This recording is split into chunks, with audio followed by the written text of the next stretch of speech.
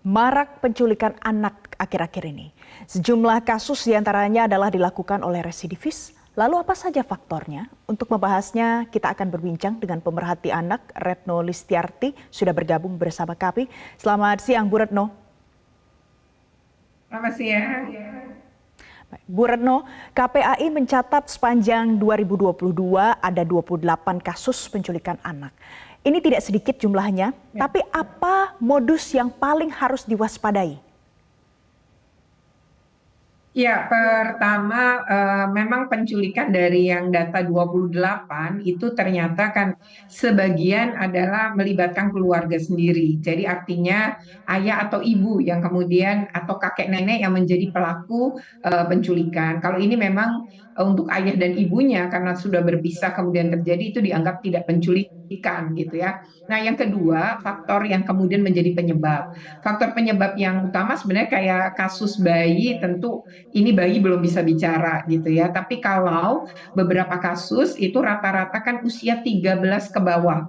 Korban itu 13 ke bawah. Yang 13 tahun itu kan yang di Jakarta Utara ya, itu peristiwanya anak ini bahkan sempat dibawa dengan pesawat Lion ke keluar Jawa ya, tapi ya diketemukan juga oleh kepolisian. Jadi memang untuk berbagai kasus penculikan ini kita harus apresiasi kepolisian Indonesia yang termasuk cepat, termasuk Malika 26 hari, karena banyak kasus-kasus penculikan di negara-negara seperti Eropa dan Amerika itu bahkan sampai bertahun-tahun juga baru diketemukan gitu. Jadi memang tidak mudah yang melacak anak-anak yang diculik. Nah, faktor yang menjadi penyebab salah satunya untuk anak-anak yang tidak yang sudah mulai bisa bicara, yang sebenarnya bisa sudah mulai kita edukasi itu memang adalah faktor edukasi terhadap anak-anak yang minim ya. Jadi misalnya ketika anak mengenali bahaya. Nah, ini banyak sekali anak-anak yang tidak tahu bahaya itu lalu harus melakukan apa.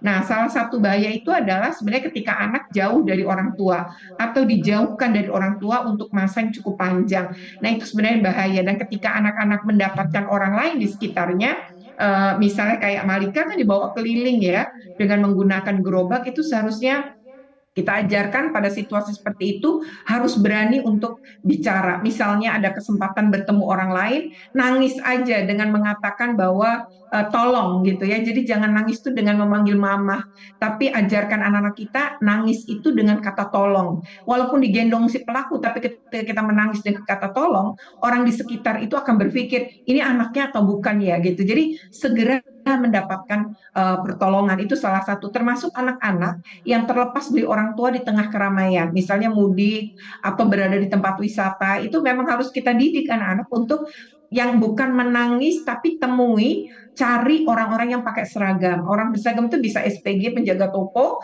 atau satpam. Itu penting karena ketika dengan mereka pasti aman dan akan dibawa ke tempat informasi untuk diumumkan terkait dengan anak hilang atau terlepas dari orang tua. Nah, hal-hal kecil seperti ini memang ya diajarkan sedari dini termasuk bicara tidak. Misalnya kasus yang diberi es krim ya.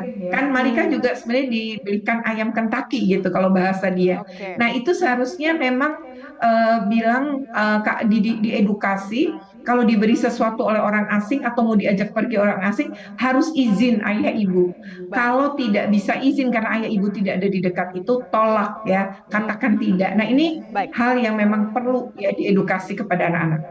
Baik, Bu Retno, jadi ada bahaya yang harus diwaspadai dan yang paling penting adalah edukasi harus dilakukan pada anak sedari dini, apapun kondisinya. Kita masih akan lanjutkan dialog kita hari ini, namun pemirsa usai jeda kami masih akan kembali untuk Anda, tetaplah bersama kami.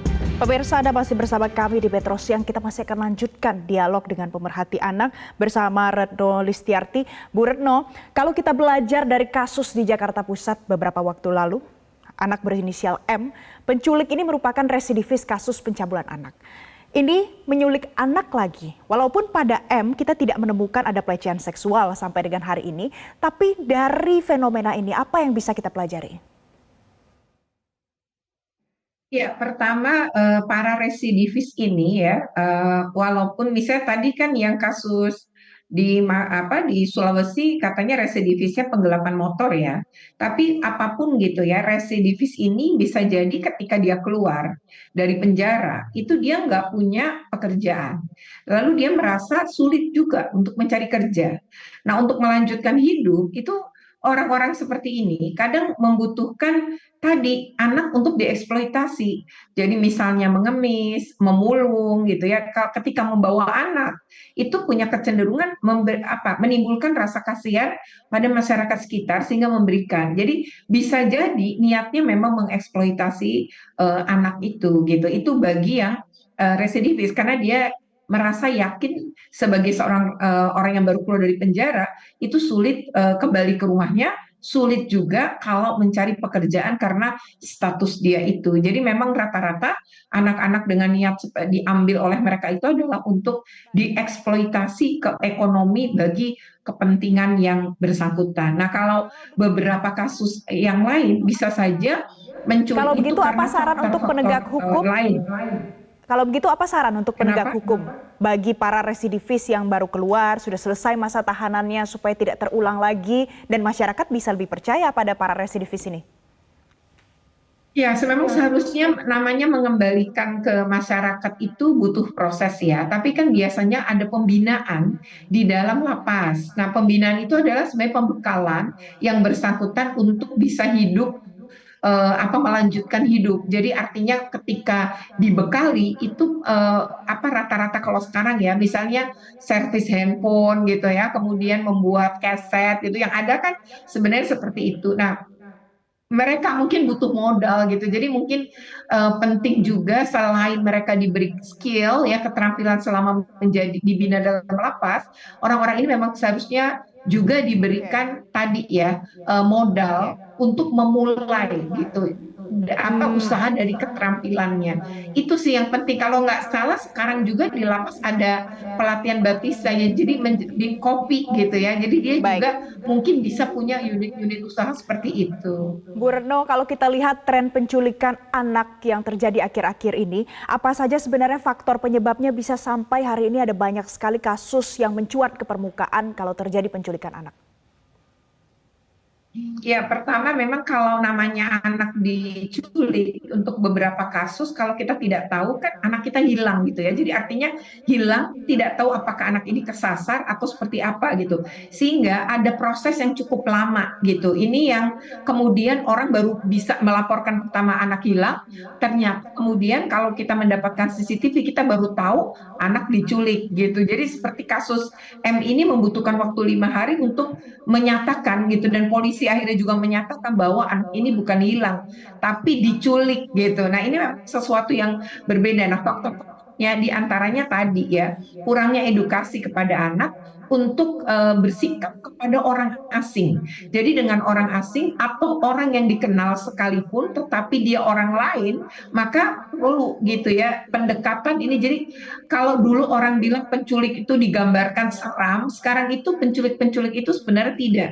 Mereka orang-orang yang mencoba dekat dengan anak-anak. Jadi pendekatannya itu dengan beragam menjelma menjadi orang yang begitu perhatian kepada anak. Jadi memang perlu mewaspadai hal seperti ini, baik orang tua maupun terutama adalah menyiapkan edukasi anak-anaknya terkait bagaimana berhadapan dengan orang asing pada situasi tertentu. Itu ya sebenarnya yang perlu, dan kesadaran ini bukan karena anak kita bukan korban, tapi suatu saat anak kita bisa jadi korban. Maka penting sebenarnya mengantisipasi itu, mengedukasi anak-anak kita sejak dini, jadi dia bisa mengambil tindakan. Kalau kita sudah edukasi ketika dia dalam bahaya seperti dalam posisi diculik tadi. Baik, jadi ada banyak sekali yang harus kita waspadai faktor-faktornya, ditambah kondisi lingkungan juga mempengaruhi dan yang paling penting orang tua harus mengedukasi anak sedari dini. Walaupun kita tahu waspada dan bahaya kapan saja ada untuk anak-anak. Terima kasih pemerhati anak Retno Listiarti sudah bergabung bersama kami siang hari ini di Metro Siang.